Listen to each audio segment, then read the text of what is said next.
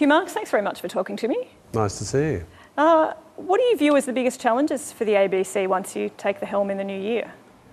I think, making sure that we do things well, making sure that we stand out and we deliver best in class in whatever it is that we choose to do, and the difficulty in making the choices about what is it that we decide to prioritise and what is it that we decide not to do. I think those are the choices that are more difficult but really important in this modern media context. There are ratings declines across radio and television, not just the ABC, but the ABC is experiencing that, particularly on the radio front. Do you envisage any changes to the existing footprint of the ABC's radio output?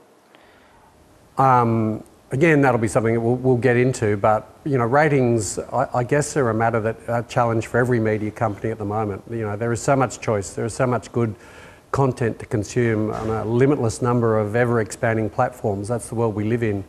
The ABC needs to stand tall in that mix and be the place that people come to for truth and for fact, and be the place that people come to be informed, on the issues of the day. When it's grey, what are all the perspectives on a particular issue, and where can people come to get really informed so that they can know, what their view should be on those issues. And these are all things the ABC does well today, and we can continue to do even better as we go forward.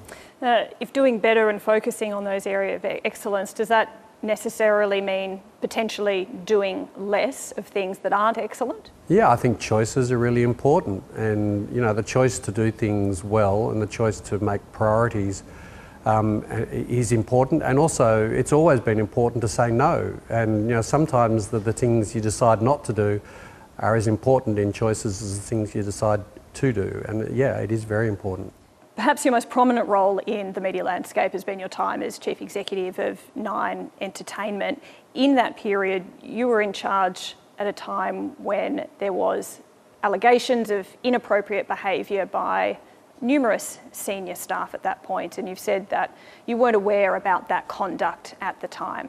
How could you not be aware of that conduct? Yeah, I think it's a good question that I've had to reflect on, having seen what's played out in the media, and I think the lesson for me is how hard it is for people to make complaints, and obviously that remains a challenge even to today, when most organisations would readily accept complaints and be prepared to act on them, but it still remains difficult for people to make complaints. The reflection for me and what I need to do better is making sure that I'm actively engaging within the depths of the organisation to understand what are the things that are getting in the way of people doing their job well, and making sure that we act on those. And that's something I think I'll be a better leader of, having seen what's played out with Nine as we go forward as part of the ABC. So you accept that as the leader of an organisation, there is an onus on you to provide that environment that does make people who want to raise allegations feel safe and able to do so? It's paramount, and we need to, as a country and as organisations, to be able to deal with those.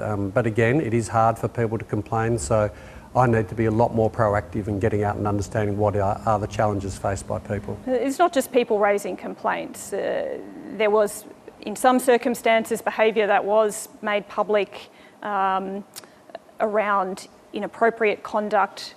Plenty of people in the industry have said these were open secrets within the media landscape.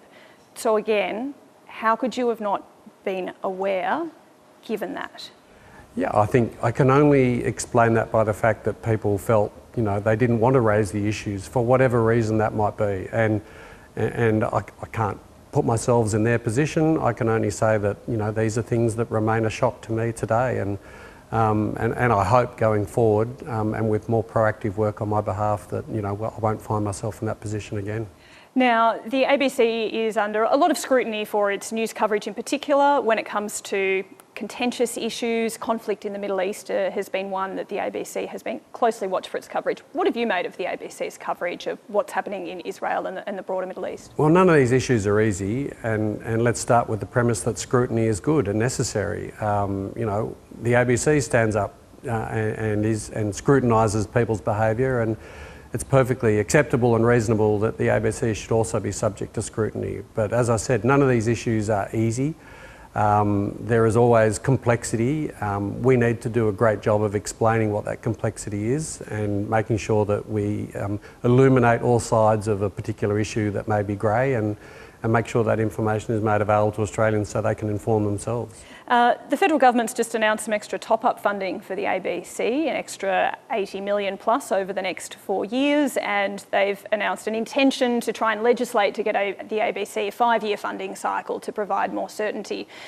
Would that help you if you had that kind of longer-term knowledge of what budget you'd be dealing with? I think without certainty you can't plan, and without planning you can't run a good organisation. So certainty is paramount. These aren't decisions that you make that you can flick the switch on a daily basis. These are decisions that have long-term implications. So certainty is paramount for the ABC. All right, Hugh Marks, thanks very much. Thank you.